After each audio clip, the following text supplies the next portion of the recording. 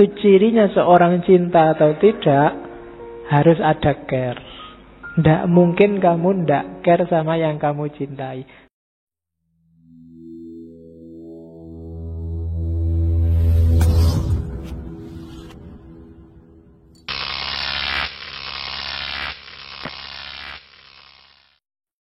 Ini yang paling terkenal dari Erich Fromm.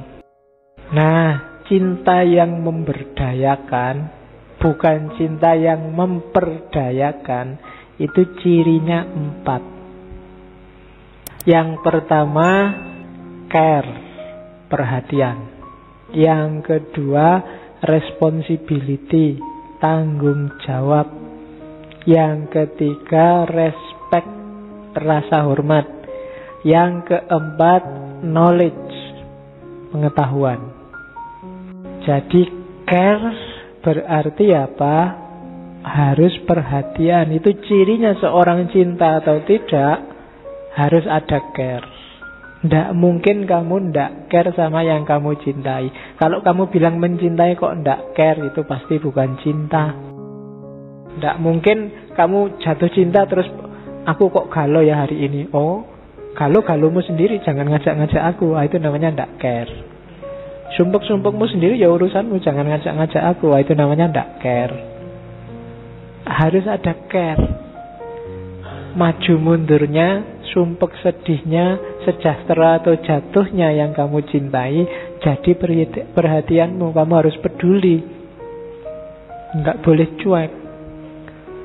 Ya ndak harus cinta sama lawan jenis, cinta sama apapun. Cinta sama Allah ya berarti harus care sama Allah dan keinginannya. Ndak boleh ndak care. Nggak boleh misalnya kamu bilang cinta sama Allah tapi dosanya jalan terus. Ndak apa-apalah, Allah kan maha pemaaf, dicuekin aja, nanti kita tinggal minta maaf. Ndak boleh, itu berarti ndak cinta. Kalau memang cinta, ya harus peduli. Kalau cinta sama Indonesia juga harus peduli. Alah Pak, Indonesia sudah ada yang ngurus, saya nggak usah mikir lah. Sudah banyak orang pinter yang mikir. Itu namanya ndak care. Kalau memang care, ya peduli. Ikut prihatin saya, ndak apa-apa, paling ndak ikut prihatin. Meskipun mungkin itu basa-basi, tapi menunjukkan bahwa kamu care. Jadi ciri pertama itu. Kalau care aja ndak ada, pasti bukan cinta.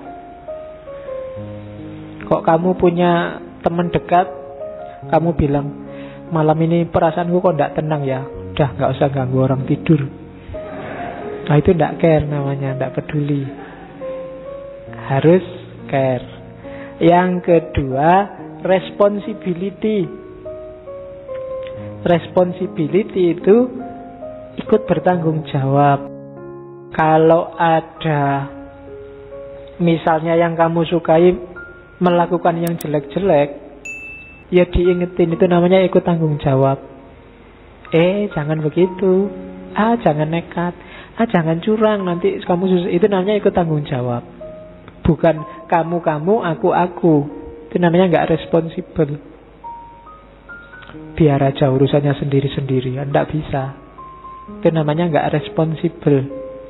Meskipun tanggung jawab ini bukan berarti dominasi atau mendikte pasanganmu.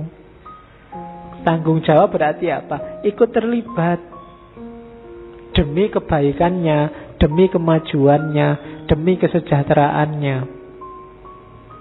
Jadi setelah care harus responsibel. Setelah kamu bilang saya prihatin, itu harus tanggung jawabnya selanjutnya gimana kalau prihatin? Apa yang harus dilakukan? Itu namanya tanggung jawab. Malam ini perasaanku kok ndak enak ya. Ya aku ikut prihatin dengan perasaanmu. Kalau cuma itu dok, lah terus apa yang harus kamu lakukan? Itu namanya nggak ada responsibel. Oh kamu malam ini galau toh? Ya sudah, mau ditemenin apa mau, itu namanya responsibel. Jalan keluarnya kira-kira apa ya? Itu namanya ikut responsibel, ikut tanggung jawab. Nggak cuma ikut bela sungkawa, nggak cuma ikut simpati, nggak cuma ikut prihatin. Ya peduli, cuma harus ada responsibility. Tidak bisa berhenti di care. Kalau hanya bilang I love you dan peduli saja, disuruh jemput tidak mau, disuruh neraktir alasan terus, disuruh menemani alasan lagi, itu berarti tidak responsibel. Nah, dalam responsibility disitulah bareng-bareng berkembang menjadi pribadi yang lebih baik. Terus setelah responsibel apa? Respect. Respect itu berarti apa? Ya kita berdua saling mencintai jadi satu, tapi masing-masing punya karakter, punya ciri, punya kebiasaan sendiri, punya pola berpikir sendiri, ya dihargai. Itu namanya respect. Misalnya kamu punya teman satu kamar kos, dia tidak bisa tidur kalau lampunya nyala. Sementara kamu suka kalau kamu lampu nyala, malah tidurmu nyenyak. Kalau lampunya mati, malah kamu tidak bisa tidur. Ini kan tabrakan. Kalau memang saling menyayangi sesama saudara, sesama teman, ya masing-masing harus respect. Bikinlah strategi biar yang satu bisa tidur, yang satu juga bisa tidur. Kalau tidak tidur, ya tidak usah tidur dua-duanya. Itu saling menghargai. Ya, misalnya yang lampunya harus mati, tidurnya belakangan. Atau yang lampunya harus hidup, tidurnya belakangan. Terus yang lampunya harus mati, begitu yang ini sudah tidur, masuk kamar lampunya dimatiin. Nah, itu namanya tetap saling menghargai, tidak saling memaksakan. Tidak boleh dipaksa. Menurutku tetap lebih rasional lampu dimatikan. Yang satu ya enggak, tetap lebih rasional lampu dinyalakan. Terus kamu gegeran. Hari ini kan begitu, tidak saling menghormati. Berarti tidak ada cinta di antara kita. Orang Indonesia kan sekarang gegeran terus, merasa argumennya yang paling benar. Ya mungkin argumenmu benar, cuma gegeran itu menunjukkan apa? Tidak ada respect, tidak ada saling menghargai. Nah, untuk care, responsibility, dan respect ini pas porsi dan proporsinya, butuh yang terakhir, knowledge, pengetahuan. Kamu harus mau memahami dia. Jangan menutup diri. Harus paham. Kalau bahasanya hari ini mutual understanding, saling memahami. Ini biasanya gimana ya? Cara berpikirnya dia kayak gimana? Tradisi hidupnya kayak gimana? Kalau bangun jam berapa, tidur jam berapa? Belajarnya di mana, kapan, kayak gimana? Suka baju warna apa, kalau makan biasanya di warung mana, dan seterusnya. Itu namanya knowledge, mengumpulkan informasi. Dari knowledge inilah kamu bisa care secara tepat, bisa responsible, bisa respect.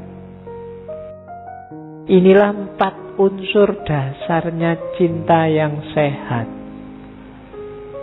Kalau 4 atau salah satu dari 4 ini tidak ada, ya cintamu terancam bahaya. Kalau sudah tidak care, tidak mau responsible, tidak respect, dan tidak mau tahu, tidak saling tahu menau, itu alamat wallahu a'lam bishawab. Ya, jadi perhatikan 4 unsur dasar ini.